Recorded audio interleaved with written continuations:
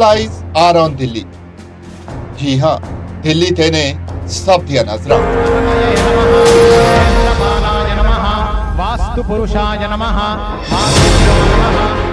कुछ ही घंटे बाद नवी संसद का उद्घाटन। नए संसद भवन की स्मृति पट्टिका का अनावरण, जिस पर पहला तो वड्डी अते आधुनिक संसद बिल्डिंग।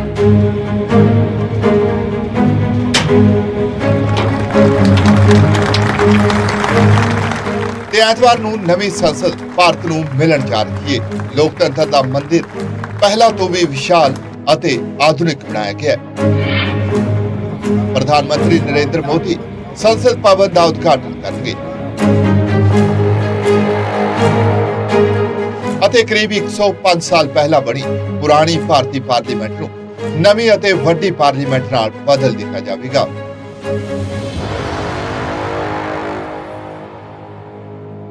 प्रधानमंत्री श्री नरेंद्र मोदी नए संसद भवन को राष्ट्र को समर्पित करके भारतीय लोकतंत्र के इतिहास में एक नया अध्याय जोड़ने जा रहे हैं। नया संसद भवन भारत के लोकतांत्रिक संकल्प के साथ साथ 140 करोड़ भारतीयों के स्वाभिमान और उनकी आकांक्षाओं की भी अभिव्यक्ति है।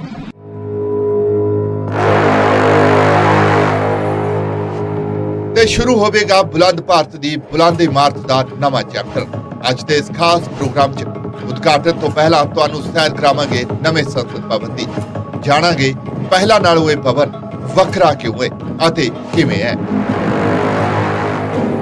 ਅਤੇ ਇਸ ਸੰਸਦ ਭਵਨ 'ਚ ਲੋਕ ਸਭਾ ਅਤੇ ਰਾਜ ਸਭਾ ਮੈਂਬਰਾਂ ਦੇ ਬੈਠਣ ਲਈ ਸੈਂਟਰਲ ਹਾਲ ਕਿਉਂ ਨਹੀਂ ਬਣਾਇਆ ਗਿਆ।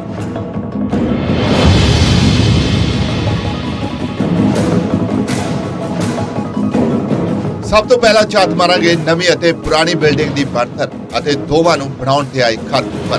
ਪਰ ਉਸ ਤੋਂ ਪਹਿਲਾਂ ਜਾਣਦੇ ਹਾਂ ਕਿ ਨਵੀਂ ਪਾਰਲੀਮੈਂਟ ਇਮਾਰਤ ਦੀ ਆਖਿਰ ਲੋੜ ਕਿਉਂ ਪਈ। ਦਰਅਸਲ ਪੁਰਾਣੀ ਅਤੇ ਇਤਿਹਾਸਿਕ ਭਾਰਤੀ ਪਾਰਲੀਮੈਂਟ ਬਿਲਡਿੰਗ ਜਗ੍ਹਾ ਦੀ ਘਾਟ ਨਾਲ ਜੂਝ ਰਹੀ ਸੀ, ਖਾਸ ਕਰਕੇ ਜਦੋਂ ਦੋਵਾਂ ਸਦਨਾਂ ਦਾ ਸਾਂਝਾ ਇਜਲਾਸ ਬੁਲਾਇਆ ਜਾਂਦਾ ਸੀ। ਭਾਰਤੀ ਪਾਰਲੀਮੈਂਟ 'ਚ ਮੌਜੂਦਾ ਸਮੇਂ 728 ਮੈਂਬਰ ਨੇ, ਜਿਨ੍ਹਾਂ 'ਚੋਂ 543 ਲੋਕ ਸਭਾ ਅਤੇ 245 ਰਾਜ ਸਭਾ ਨੇ। ਪਰ ਜਦੋਂ ਦੋਵਾਂ ਸਦਨਾਂ ਦੇ ਮੈਂਬਰਾਂ ਦਾ ਪੁਰਾਣੀ ਇਮਾਰਤ 'ਚ ਬਣੇ ਸੈਂਟਰਲ ਹਾਲ 'ਚ ਸਾਂਝਾ ਇਜਲਾਸ ਕਰਵਾਇਆ ਜਾਂਦਾ ਸੀ ਤਾਂ ਸੈਂਟਰਲ ਹਾਲ 'ਚ ਸਿਰਫ 436 ਲੋਕਾਂ ਦੇ ਬੈਠਣ ਦੀ ਸੁਵਿਧਾ ਸੀ, ਜਿਸ ਕਾਰਨ ਨਵੀਂ ਸੰਸਦ ਬਿਲਡਿੰਗ ਦੀ ਲੰਬੇ ਸਮੇਂ ਤੋਂ ਲੋੜ ਮਹਿਸੂਸ ਕੀਤੀ ਜਾ ਰਹੀ ਸੀ।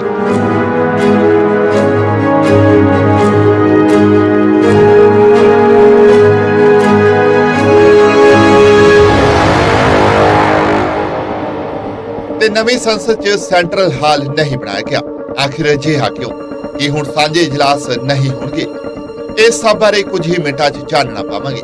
ਪਰ ਪਹਿਲਾਂ ਉਸ ਸਵਾਲ ਦਾ ਜਵਾਬ ਲੱਭਦੇ ਹਾਂ ਜੋ ਵੱਡੇ ਪੱਧਰ ਤੇ ਮੀਡੀਆ ਤੋਂ ਲੈ ਕੇ ਸੋਸ਼ਲ ਮੀਡੀਆ ਤੱਕ ਹਰ ਕੋਈ ਜਾਣਨਾ ਚਾਹੁੰਦਾ ਹੈ, ਅਤੇ ਉਸ ਵਾਲੇ ਕਿ ਨਵੀਂ ਸੰਸਦ ਬਣਾਉਣ 'ਚ ਖਰਚ ਕਿੰਨਾ ਆਇਆ, ਇਹ ਪੁਰਾਣੀ ਬਿਲਡਿੰਗ ਤੋਂ ਕਿੰਨੀ ਵੱਡੀ ਹੈ ਅਤੇ ਇਸ ਬਿਲਡਿੰਗ ਦੀ ਸਿਟਿੰਗ ਕੈਪੈਸਿਟੀ ਕਿੰਨੀ ਹੋਵੇਗੀ। ਦਰਅਸਲ ਕੁਝ ਹੀ ਦਿਨਾਂ ਬਾਅਦ ਸੰਸਦ ਦਾ ਮਾਨਸੂਨ ਇਜਲਾਸ ਸ਼ੁਰੂ ਹੋਣ ਜਾ ਰਿਹਾ ਹੈ ਅਤੇ ਮੰਨਿਆ ਜਾ ਰਿਹਾ ਹੈ ਕਿ ਇਹ ਇਜਲਾਸ ਨਵੀਂ ਇਮਾਰਤ 'ਚ ਹੀ ਕਰਵਾਇਆ ਜਾਵੇਗਾ। ਅਜਿਹਾ ਇਸ ਕਾਰਨ ਕਿਉਂਕਿ ਪੁਰਾਣਾ ਸੰਸਦ ਭਵਨ ਮੈਂਬਰਾਂ ਦੀ ਗਿਣਤੀ ਦੇ ਹਿਸਾਬ ਨਾਲ ਛੋਟਾ ਪੈਣ ਲੱਗਿਆ ਹੈ। 26 ਜਨਵਰੀ 1918 ਨੂੰ ਬਣ ਕੇ ਤਿਆਰ ਹੋਇਆ ਪੁਰਾਣਾ ਸਦਨ ਮਹਿਜ਼ 24,281 ਸਕੁਆਇਰ ਮੀਟਰ 'ਚ ਬਣਾਇਆ ਗਿਆ ਸੀ, ਜਦਕਿ ਇਸ ਦੇ ਮੁਕਾਬਲੇ ਨਵੀਂ ਸੰਸਦ ਇਮਾਰਤ ਲਗਭਗ 64,500 ਸਕੁਆਇਰ ਮੀਟਰ 'ਚ ਫੈਲੀ ਹੋਈ ਹੈ। ਗੱਲ ਬਜਟ ਦੀ ਕਰੀਏ ਤਾਂ ਪੁਰਾਣੀ ਇਮਾਰਤ ਬਣਾਉਣ ਸਮੇਂ ਲਗਭਗ 82 ਤੋਂ 83 ਲੱਖ ਰੁਪਏ ਦਾ ਖਰਚ ਆਇਆ ਸੀ, ਜਦਕਿ ਨਵਾਂ ਸਦਨ 862 ਕਰੋੜ ਰੁਪਏ 'ਚ ਬਣ ਕੇ ਤਿਆਰ ਹੋਇਆ ਹੈ। ਪੁਰਾਣੇ ਬਿਲਡਿੰਗ 'ਚ ਬਣੀ ਲੋਕ ਸਭਾ 'ਚ 552 ਮੈਂਬਰਾਂ ਦੇ ਬੈਠਣ ਦਾ ਇੰਤਜ਼ਾਮ ਸੀ, ਜਦਕਿ ਨਵੇਂ ਅੰਦਰ ਇਸ ਨੂੰ ਵਧਾ ਕੇ 1272 ਕਰ ਦਿੱਤਾ ਗਿਆ। ਜਿਵੇਂ ਕਿ ਪਹਿਲਾਂ ਜ਼ਿਕਰ ਹੋਇਆ ਕਿ ਪੁਰਾਣੀ ਇਮਾਰਤ 'ਚ ਸਾਂਝਾ ਇਜਲਾਸ ਸੈਂਟਰਲ ਹਾਲ 'ਚ ਬੁਲਾਇਆ ਜਾਂਦਾ ਸੀ, ਜਿਸ 'ਚ 436 ਮੈਂਬਰ ਬੈਠ ਸਕਦੇ ਸੀ। ਪਰ ਇਸ ਦੇ ਉਲਟ ਨਵੀਂ ਸੰਸਦ 'ਚ ਕੋਈ ਵੀ ਸੈਂਟਰਲ ਹਾਲ ਬਣਾਇਆ ਹੀ ਨਹੀਂ ਗਿਆ। ਇਸੇ ਤਰ੍ਹਾਂ ਰਾਜ ਸਭਾ 'ਚ ਪੁਰਾਣੇ ਸਮੇਂ 245 ਮੈਂਬਰ ਬੈਠ ਸਕਦੇ ਸੀ, ਜਦਕਿ ਨਵੀਂ ਇਮਾਰਤ 'ਚ ਇਸ ਸਿਟਿੰਗ ਕੈਪੈਸਿਟੀ ਨੂੰ ਵਧਾ ਕੇ 384 ਕੀਤਾ ਗਿਆ। ਪਰ ਨਵੀਂ ਬਿਲਡਿੰਗ 'ਚ ਸੈਂਟਰਲ ਹਾਲ ਕਿਉਂ ਨਹੀਂ ਹੈ, ਇਸ ਬਾਰੇ ਵੀ ਦੱਸ ਦਿੰਦੇ ਆ। ਦਰਅਸਲ ਨਵੀਂ ਬਿਲਡਿੰਗ ਅੰਦਰ ਹੇਠਲੇ ਸਦਨ ਯਾਨੀ ਕਿ ਲੋਕ ਸਭਾ ਅੰਦਰ ਬੈਠਕਾਂ ਦੀ ਗਿਣਤੀ 1272 ਰੱਖੀ ਗਈ ਹੈ, ਅਤੇ ਇਸੇ ਕਾਰਨ ਸਾਰੇ ਸਾਂਝੇ ਇਜਲਾਸ ਲੋਕ ਸਭਾ ਅੰਦਰ ਹੀ ਕਰਵਾਏ ਜਾਣਗੇ ਅਤੇ ਸੈਂਟਰਲ ਹਾਲ ਨੂੰ ਨਵੀਂ ਬਿਲਡਿੰਗ 'ਚ ਥਾਂ ਦਿੱਤੀ ਹੀ ਨਹੀਂ ਗਈ। ਭਾਵ ਕਿ ਇਸ ਬਿਲਡਿੰਗ 'ਚ ਸੈਂਟਰਲ ਹਾਲ ਬਣਾਇਆ ਹੀ ਨਹੀਂ ਗਿਆ।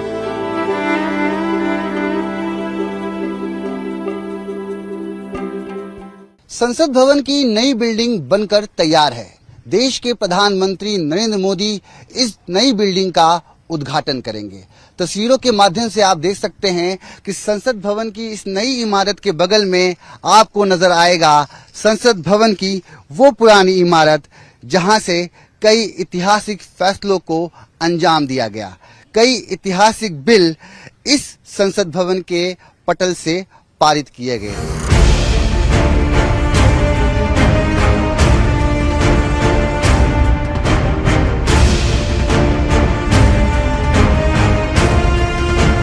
दस दिसंबर 2020 ਨੂੰ ਪ੍ਰਧਾਨ ਮੰਤਰੀ ਨਰਿੰਦਰ ਮੋਦੀ ਨੇ ਬੁਲੰਦ ਭਾਰਤ ਦੀ ਬੁਲੰਦ ਇਮਾਰਤ ਯਾਨੀ ਕਿ ਨਵੇਂ ਸਦਨ ਦਾ ਨੀਂਹ ਪੱਥਰ ਰੱਖਿਆ। ਇਹ ਸਦਨ ਪੁਰਾਣੇ ਸੰਸਦ ਦੇ ਠੀਕ ਸਾਹਮਣੇ ਬਣਾਇਆ ਗਿਆ, ਜਿਸ ਨੂੰ ਬਣਾਉਣ 'ਚ 29 ਮਹੀਨੇ ਦਾ ਸਮਾਂ ਲੱਗਿਆ ਅਤੇ ਹੁਣ 28 ਮਈ ਦਿਨ ਐਤਵਾਰ ਨੂੰ ਪ੍ਰਧਾਨ ਮੰਤਰੀ ਨਰਿੰਦਰ ਮੋਦੀ ਨਵੇਂ ਸਦਨ ਦਾ ਉਦਘਾਟਨ ਕਰਨਗੇ।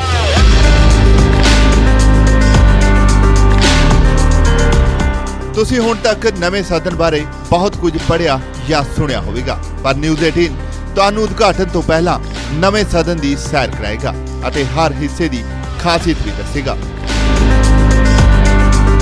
बेहद खास बात ये कि इस नई इमारत में कई ऐसी चीज जुड़ी हुई हैं जो हमारे संस्कृति की एक मिसाल है।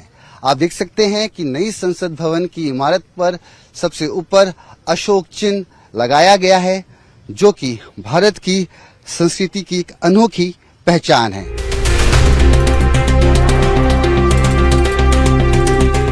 ਨਵੀਂ ਬਿਲਡਿੰਗ 29 ਮਹੀਨਿਆਂ 'ਚ ਬਣ ਕੇ ਤਿਆਰ ਹੋਈ, ਜਿਸ ਨੂੰ ਪਹਿਲੀ ਬਿਲਡਿੰਗ ਤੋਂ ਪੂਰੀ ਤਰ੍ਹਾਂ ਵੱਖਰਾ ਰੱਖਿਆ ਗਿਆ। ਪੁਰਾਣੀ ਬਿਲਡਿੰਗ ਗੋਲ ਬਣਾਈ ਗਈ ਸੀ, ਪਰ ਨਵੀਂ ਨੂੰ ਟ੍ਰਾਇੰਗਲ ਯਾਨੀ ਕਿ ਤਿਕੋਣਾ ਰੱਖਿਆ ਗਿਆ। ਬਿਲਡਿੰਗ ਦੇ ਮੇਨ ਦਰਵਾਜ਼ੇ ਉੱਪਰ ਹਿੰਦੀ ਭਾਸ਼ਾ 'ਚ ਵੱਡੇ ਅੱਖਰਾਂ 'ਚ ਸਤਿਅਮੇਵ ਜਯਤੇ ਲਿਖਿਆ ਗਿਆ ਅਤੇ ਮੇਨ ਗੇਟ ਦੇ ਦੋਵੇਂ ਸਤੰਭਾਂ ਤੇ 2 ਸ਼ੇਰ ਬਣਾਏ ਗਏ ਨੇ। ਸਭ ਤੋਂ ਉੱਪਰ ਨਜ਼ਰ ਆਉਂਦਾ ਹੈ ਅਸ਼ੋਕ ਚੱਕਰ। ਬਿਲਡਿੰਗ ਦੇ ਉੱਪਰ ਸਿਖਰ ਤੇ ਅਸ਼ੋਕ ਸਤੰਭ ਨੂੰ ਥਾਂ ਦਿੱਤਾ ਗਿਆ। ਮੈਟਲ ਨਾਲ ਬਣੇ ਇਸ ਸਤੰਭ ਦੇ ਆਲੇ ਦੁਆਲੇ ਅਸ਼ੋਕ ਚੱਕਰ, ਸ਼ੇਰ ਅਤੇ ਸਤਿਅਮੇਵ ਜਯਤੇ ਉਕਰੇ ਨਜ਼ਰ ਆਉਂਦੇ ਨੇ।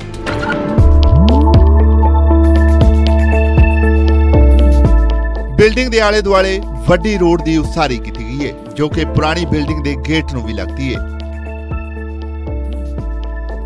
ਬਿਲਡਿੰਗ 'ਚ ਹੇਠਲੇ ਸਦਨ ਯਾਨੀ ਕਿ ਲੋਕ ਸਭਾ ਦੇ ਅੰਦਰ ਜਾਂਦਿਆਂ ਹੀ ਸਾਹਮਣੇ ਅਸ਼ੋਕ ਚੱਕਰ ਅਤੇ ਸਪੀਕਰ ਦੀ ਕੁਰਸੀ ਨਜ਼ਰ ਆਉਂਦੀ ਹੈ। ਸਪੀਕਰ ਦੀ ਕੁਰਸੀ ਦੇ ਪਿਛਲੇ ਪਾਸੇ ਸੁਨਹਿਰੀ ਰੰਗ ਦਾ ਅਸ਼ੋਕ ਚੱਕਰ ਸੋਭਿਤ ਹੈ। ਲੋਕ ਸਭਾ ਨੂੰ ਪੁਰਾਣੀ ਸਦਨ ਵਾਂਗੂ ਹੀ ਹਰੇ ਰੰਗ ਦਾ ਥੀਮ ਦਿੱਤਾ ਗਿਆ ਹੈ।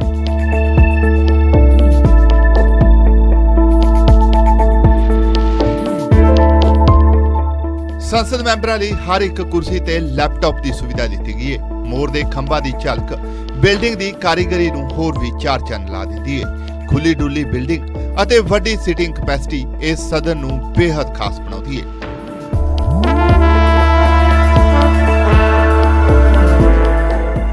ਸਦਨ 'ਚ ਗਰਾਊਂਡ ਫਲੋਰ ਦੇ ਨਾਲ ਕਰੀਬ 6 ਬਾਲਕਨੀ ਬਣਾਈਆਂ ਗਈਆਂ ਨੇ। ਏਰੀਅਲ ਵਿਊ ਰਾਹੀਂ ਸਦਨ ਦੇ ਅੰਦਰ ਦਾ ਨਜ਼ਾਰਾ ਬੇहद ਮਨਮੋਹਕ ਹੈ।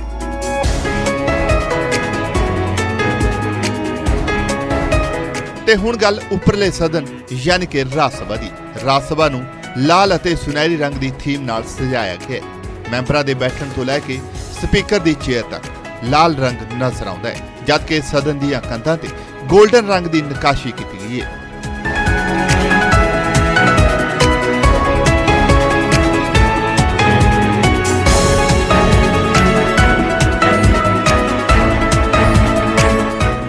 ਸਪੀਕਰ ਦੀ ਕੁਰਸੀ ਤੇ ਠੀਕ ਉੱਪਰ ਅਸ਼ੋਕ ਚੱਕਰ ਬਣਾਇਆ ਗਿਆ, ਪਰ ਇੱਥੇ ਅਸ਼ੋਕ ਚੱਕਰ ਦਾ ਰੰਗ ਸੁਨਹਿਰੀ ਦੀ ਥਾਂ ਚਾਰਕੋਲ ਵਰਗਾ ਰੱਖਿਆ ਗਿਆ। ਇੱਥੇ ਵੀ ਲੋਕ ਸਭਾ ਦੀ ਤਰਫ ਤੇ ਹਰ ਮੈਂਬਰ ਲਈ ਲੈਪਟਾਪ ਲਾਇਆ ਗਿਆ।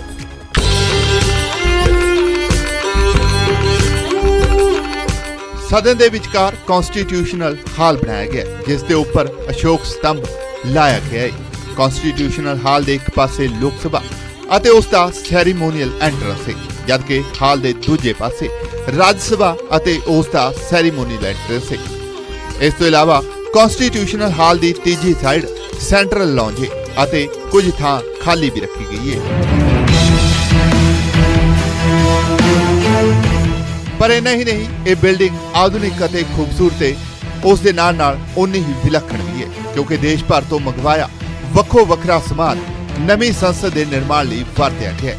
ਫਿਰ ਭਾਵੇਂ ਉਹ ਸੰਸਦ ਅੰਦਰ ਵਿਛੇ ਕਾਲੀਨ ਹੋਣ ਜਾਂ ਫਿਰ ਇਮਾਰਤ 'ਚ ਲੱਗੇ ਸੰਗਮਰਮਰ, ਰਾਜਸਥਾਨ ਤੋਂ ਲੈ ਕੇ ਮਹਾਰਾਸ਼ਟਰ ਤੱਕ ਕਈ ਸੂਬਿਆਂ ਦਾ ਯੋਗਦਾਨ ਬਿਲਡਿੰਗ ਨੂੰ ਬਣਾਉਣ 'ਚ ਨਜ਼ਰ ਆਉਂਦਾ है।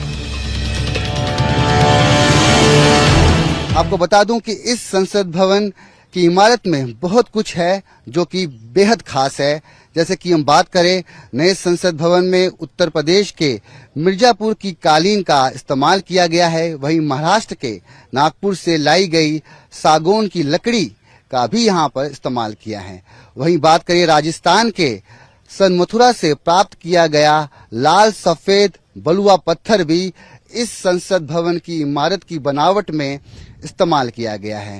वहीं बात करें केसरिया हरा पत्थर और सफेद संगमरमर, जो कि राजस्थान का बेहद खास पत्थर माना जाता है, उसका भी इस्तेमाल यहाँ पर किया गया है। वहीं बात करें निर्माण में इस्तेमाल की गई प्लाई, ऐश की ईंटें हरियाणा और यूपी से मंगवाई गई हैं। वहीं बात करें नए भवन के लिए जो फर्नीचर है वो मुंबई से तैयार किया गया है।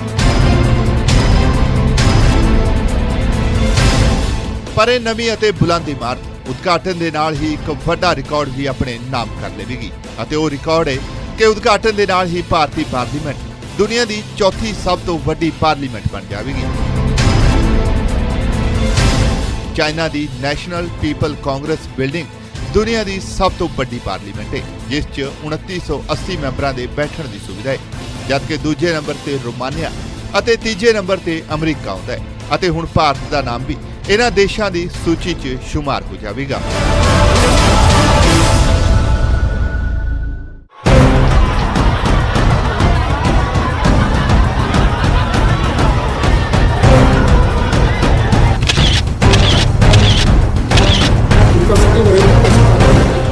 ਨਵੇਂ ਸੰਸਦ ਭਵਨ ਦਾ ਨਿਰਮਾਣ ਸੈਂਟਰਲ ਵਿਸਟਾ ਪ੍ਰੋਜੈਕਟ ਤਹਿਤ ਕੀਤਾ ਗਿਆ। ਇਸ ਪੂਰੇ ਪ੍ਰੋਜੈਕਟ ਤੇ 20,000 ਕਰੋੜ ਰੁਪਏ ਖਰਚੇ ਜਾਣਗੇ। ਅਸਲ ਵਿੱਚ ਰਾਜਪਥ ਦੇ ਨੇੜੇ ਦੇ ਖੇਤਰ ਨੂੰ ਸੈਂਟਰਲ ਵਿਸਟਾ ਕਿਹਾ ਜਾਂਦਾ ਹੈ ਅਤੇ ਇਸ 'ਚ ਰਾਸ਼ਟਰਪਤੀ ਭਵਨ ਤੋਂ ਇੰਡੀਆ ਗੇਟ ਨੇੜੇ ਪ੍ਰਿੰਸ ਪਾਰਕ ਦਾ ਇਲਾਕਾ ਵੀ ਸ਼ਾਮਿਲ ਹੈ। ਸੈਂਟਰਲ ਵਿਸਟਾ ਦੇ ਅਧੀਨ ਰਾਸ਼ਟਰਪਤੀ ਭਵਨ, ਸੰਸਦ, ਨਾਰਥ ਬਲਾਕ, ਸਾਊਥ ਬਲਾਕ ਅਤੇ ਉਪ ਰਾਸ਼ਟਰਪਤੀ ਦਾ ਘਰ ਵੀ ਆਉਂਦਾ ਹੈ।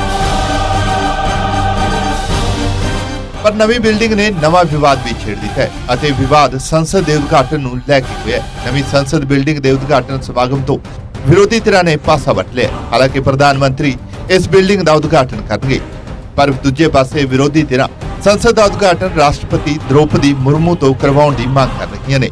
ਵਿਵਾਦ ਇੰਨਾ ਵਧਿਆ ਹੈ ਕਿ ਉਦਘਾਟਨ ਸਮਾਗਮ 'ਚੋਂ ਕਾਂਗਰਸ ਸਣੇ 19 ਸਿਆਸੀ ਧਿਰਾਂ ਨੇ ਦੂਰੀ ਬਣਾਉਣ ਦਾ ਐਲਾਨ ਕੀਤਾ ਹੈ।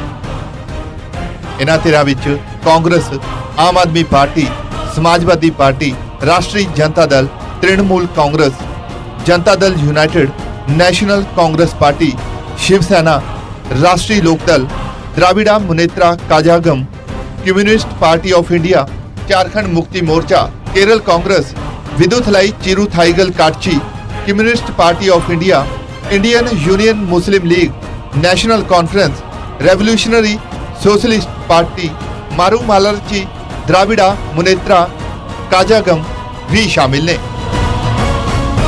ਇਹਨਾਂ ਸਿਆਸੀ ਪਾਰਟੀਆਂ ਨੇ ਵਿਰੋਧ ਦੀ ਵਜ੍ਹਾ ਦੱਸਿਆ ਹੈ ਪ੍ਰਧਾਨ ਮੰਤਰੀ ਵੱਲੋਂ ਸੰਸਦ ਭਵਨ ਦਾ ਉਦਘਾਟਨ, ਜਦਕਿ ਇਹਨਾਂ ਦੀ ਮੰਗ ਹੈ ਕਿ ਉਦਘਾਟਨ ਰਾਸ਼ਟਰਪਤੀ ਕੋਲੋਂ ਕਰਵਾਇਆ ਜਾਵੇ। ਕਾਂਗਰਸ ਨੇ ਸਵਾਲ ਕੀਤਾ ਹੈ ਕਿ ਨਵੇਂ ਸਦਨ ਦਾ ਉਦਘਾਟਨ ਰਾਸ਼ਟਰਪਤੀ ਤੋਂ ਕਿਉਂ ਨਹੀਂ ਕਰਵਾਇਆ ਜਾ ਰਿਹਾ, ਜਦਕਿ ਆਮ ਆਦਮੀ ਪਾਰਟੀ ਮੁਤਾਬਕ ਰਾਸ਼ਟਰਪਤੀ ਤੋਂ ਉਦਘਾਟਨ ਨਾ ਕਰਵਾਉਣਾ ਰਾਸ਼ਟਰਪਤੀ ਦਾ ਅਪਮਾਨ ਹੈ, ਜਦਕਿ ਤ੍ਰਿਣਮੂਲ ਕਾਂਗਰਸ ਨੇ ਉਦਘਾਟਨ ਸਮਾਰੋਹ ਨੂੰ ਪ੍ਰਧਾਨ ਮੰਤਰੀ ਮੋਦੀ ਲਈ ਆਈ ਮੀ ਮਾਈ ਸੈਲਫ ਦਾ ਇਵੈਂਟ ਦੱਸਿਆ। ਉਧਰ ਸ਼ਿਵ ਸੈਨਾ ਦੇ ਉद्धਵ ਠਾਕਰੇ ਵੀ मामले ते बोले ਅਤੇ राष्ट्रपति तो उद्घाटन ना करवाने चिंताजनक दस्या।